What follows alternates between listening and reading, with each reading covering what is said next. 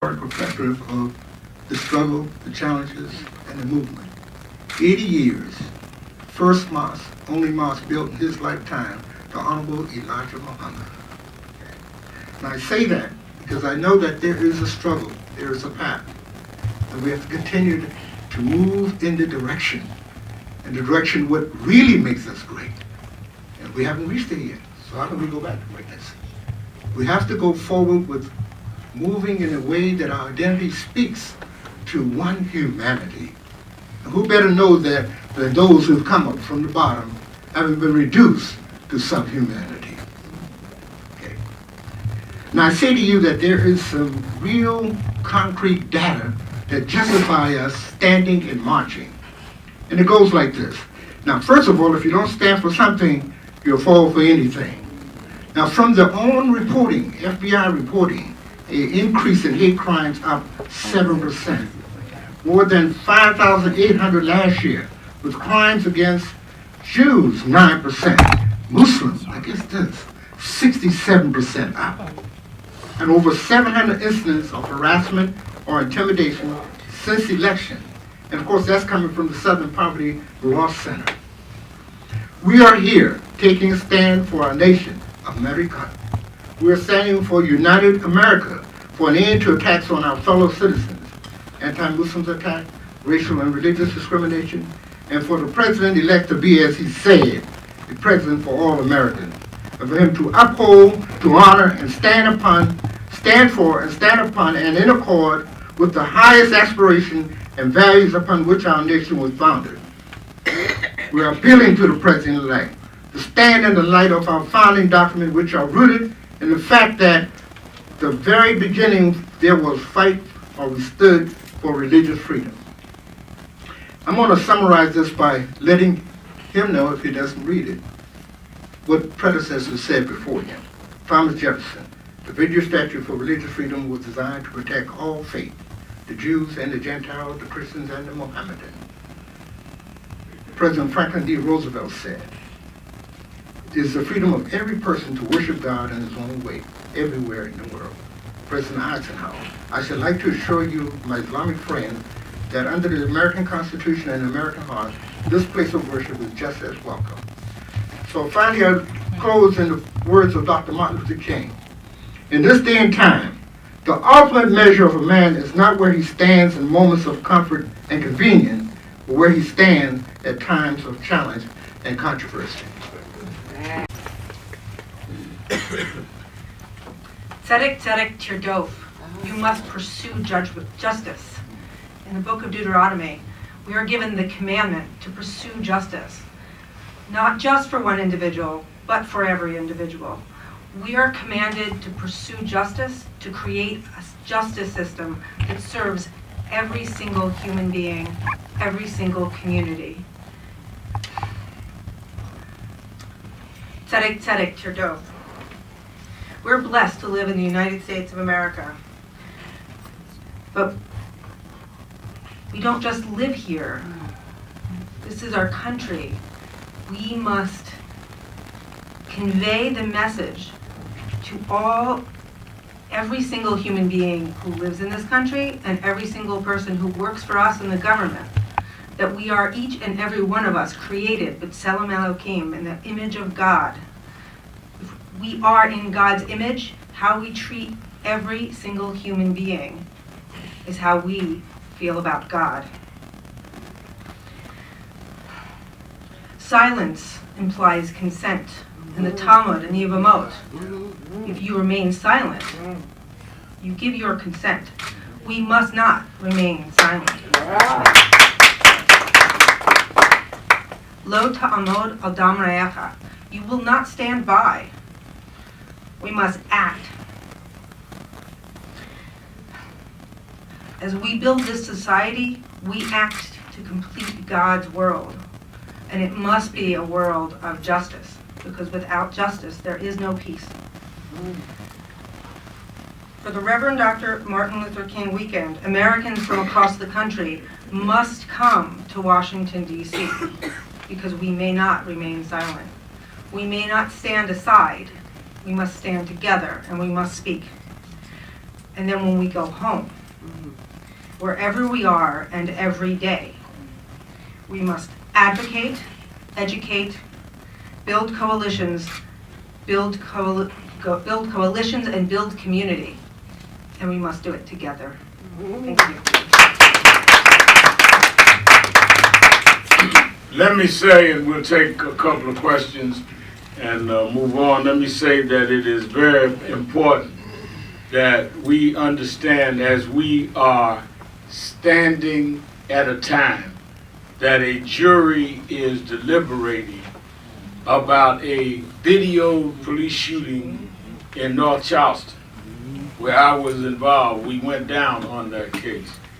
A week after a district attorney would not indict a shooting of a male in Charlotte, North Carolina. And we are 2 days before Dylan Roof goes on trial for the massacre in a historic black church in Charleston, South Carolina. In the midst of all of that, as well as the systemic inequalities that have been outlined by civil rights and faith leaders today, the commemoration of Dr. King's birthday is not enough. It must be activism. As the first and only African American president leaves the White House, and a new person comes in 6 days after this march, and race is front and center in this country, we would not betray Dr. King's memory or the movement that gave him that holiday by not standing up and saying we will not be moved for the things that he gave his life for. And we thank our faith leaders, we thank our civil rights leaders. Reverend Jamal Bryan of the Empowerment Movement was with us, had to leave to catch a plane. Reverend Tony Lee, those stands with him, and of course, Joe Madison. We'll take a couple of questions. Reverend Sharpton, Kelly Michael Williams of Black Politics Today. The new Supreme Court that could show up here in this new term, and the potential of at least 2 new appointees. What is it that the National Action Network is going to do, or how, or what plan do you have to ensure that that backbone that you talked about is going to be adhered to or put in place? Because we're looking at a change for the next 30 or 40 years. When I sat in the courtroom and watched Judge Scalia say that voting rights was like a racial entitlement, and then I thought about if they had had the majority of the vote, they would have revoked the entire Voting Rights Act. Let's remember the template for the King movement was the Voting Rights Act and the Civil Rights Act and open housing. Those are the 3 major things he achieved. It is the height of hypocrisy for a nation to close down on his birthday while they're trying to revoke what he put into law. We must take that message to the Senate. If this Congress and this Senate can take a sitting president's nomination of Garland to fill the seat caused by the untimely death of Judge Scalia, there is no reason, without them being able to reach closure of 60 votes, that anybody that is anti-voting rights that is nominated by this president should be allowed through this Senate.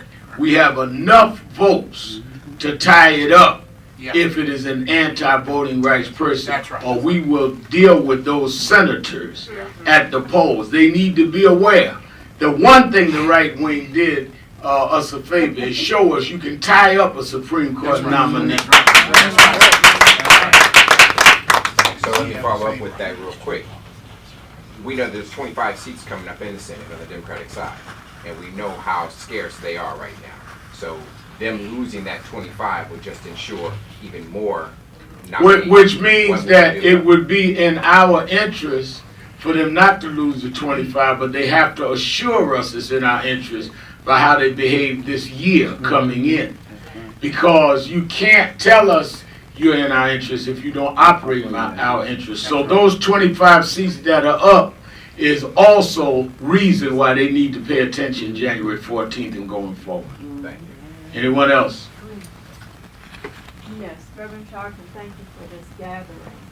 My name is Anise Jenkins, Stand Up for Democracy in DC Coalition, otherwise known as Free DC.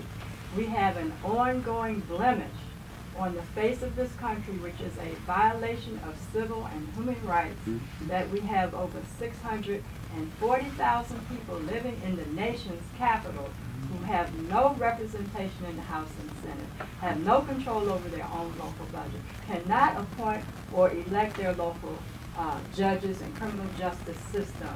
We want to be part of this movement and have your support. However, the current president-elect has said he completely opposes statehood for the District of Columbia. Well, first of all, I think that you absolutely are part of this movement, and it should be addressed on the 14th and going forward as we move toward the vigils and other movements we'll announce on the 14th around the senators that we just talked about. So you absolutely know that we're committed to that. But I'm a little surprised that the president-elect is not for statehood, since he now has built a huge edifice here. He doesn't want his hotel to have the right to vote and legislate. I'm surprised. He's moving in the city. He's he's invested in the city. He's going to pay taxes here. He wants taxation without representation for himself in Washington. We need to talk again, Donald. Anyone else? Quickly, just press, please, because I've got to schedule. All right, thank you.